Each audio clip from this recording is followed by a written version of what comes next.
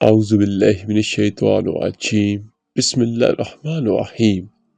حضرت انس رضی اللہ تعالیٰ عنہ سے مروی ہے کہ اللہ کے نبی صلی اللہ علیہ وآلہ وسلم ایک عورت کے پاس سے گزرے جو اپنے بچے پر رو رہی تھی۔ آپ صلی اللہ علیہ وآلہ وسلم نے اس سے فرمایا، اللہ کا تقوی اختیار کر اور صبر کر۔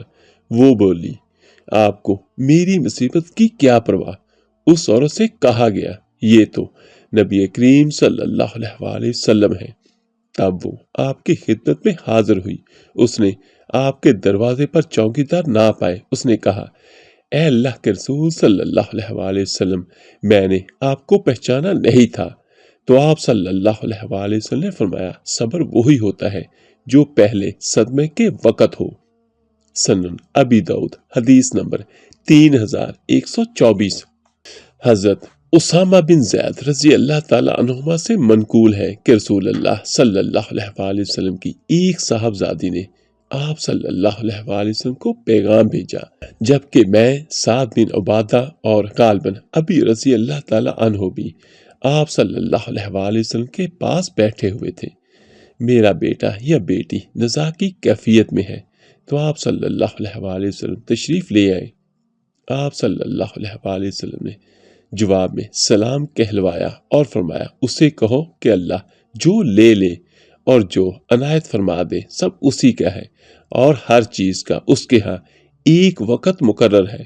اس نے آپ صلی اللہ علیہ وآلہ وسلم کو دوبارہ قسم دے کر بلوایا، تو آپ صلی اللہ علیہ وآلہ وسلم تشریف لے گئے۔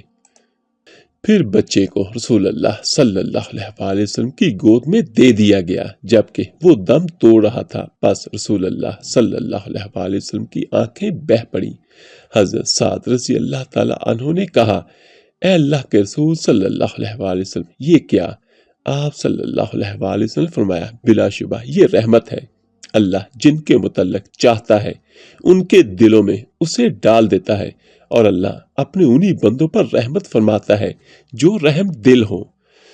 سنن ابی داؤد حدیث نمبر 3125۔ اور آخر میں دعا ہے، اللہ پاک ہم سب کو ہر قسم کی مشکل مصیبتوں اور پریشانیوں سے اپنی حفظ و امان میں رکھے، آمین ثم آمین۔ آپ میرے لیے دعا کیجیے گا، انشاءاللہ میں سبھی بھائیوں اور بہنوں کے لیے ضرور دعا کروں گا۔ تو ملتے ہیں جلدی انشاءاللہ ایک نئی ویڈیو عمل کے ساتھ۔ اللہ پاک آپ سب کا حامی و ناصر ہو۔ اللہ حافظ۔